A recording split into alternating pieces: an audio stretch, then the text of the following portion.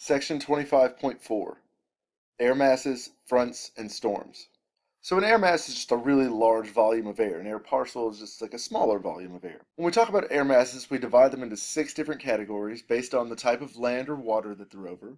So maritime refers to oceans, continental refers to land, and their latitude. So Arctic being up in the northern latitudes, polar being in the mid-latitudes between 30 and 60 degrees, and then tropical between 0 and 30 degrees.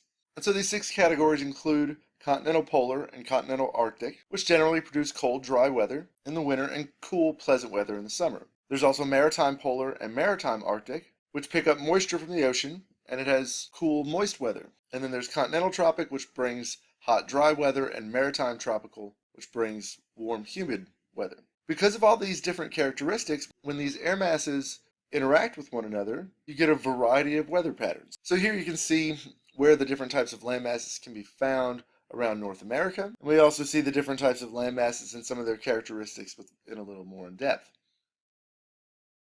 So there are different ways that air can be lifted up for it to essentially cool and condense and form clouds. And these include 3 principal lifting mechanisms. The first is convectional lifting, which occurs because of the unequal heating of Earth's surface. So the hot air warms and rises and cool air sinks to replace it, and so this lifts the air up. The second is what's known as orographic lifting, which is the rising of an air mass over some amount of land. So for example, a mountain, if the air is forced up over the top of the mountain. And then the third is what's known as frontal lifting, and this occurs when you have 2 different types of air masses that meet. These 2 air masses generally have differences in temperature, moisture, and pressure, and so they can move over one another or interact with one another. And when they interact with one another, they interact at a region known as a front, which is a contact zone between these 2 air masses. There are different types of fronts. A cold front is when cold air moves into a region where you have stationary warm air.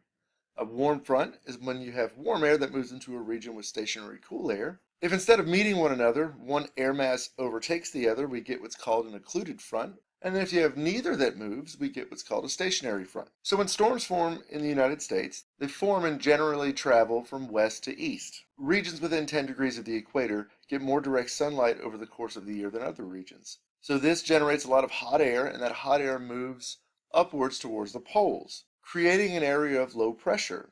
That air then cools and sinks towards the 30-degree latitudes, creating a region of high pressure. And the interaction between the low pressure and the high pressure generates convective cells, and those convective cells are used to equalize the pressure between these 2 regions of air. And so what happens is you have bulges or waves that can form from oppositely moving air masses, and it can cause cold air to be lifted up, forming a region in the air of low pressure. In the northern hemisphere, we call these things cyclones, and we have a low pressure area with inflowing upforced winds, and a counterclockwise circulation is generated by the Coriolis effect. You can also have anticyclones, which are high pressure areas where the air sinks and it's warm. So a mid-latitude cyclone has 6 stages. The first is what's known as the cyclogenesis, which is essentially the birth of the cyclone, and it occurs at the front where the polar air and the warmer air meet. Here you have 2 distinct fronts that develop, a warm front and a cold front. And these warm fronts and cold fronts terminate in a center of low pressure. So if you look at B here, you can see that as these fronts meet,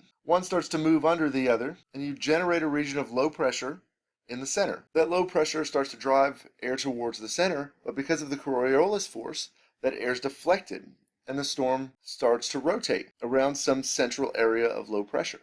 At the same time as this occurs, there's a temperature difference between the warmer east side of the storm and the cooler west side.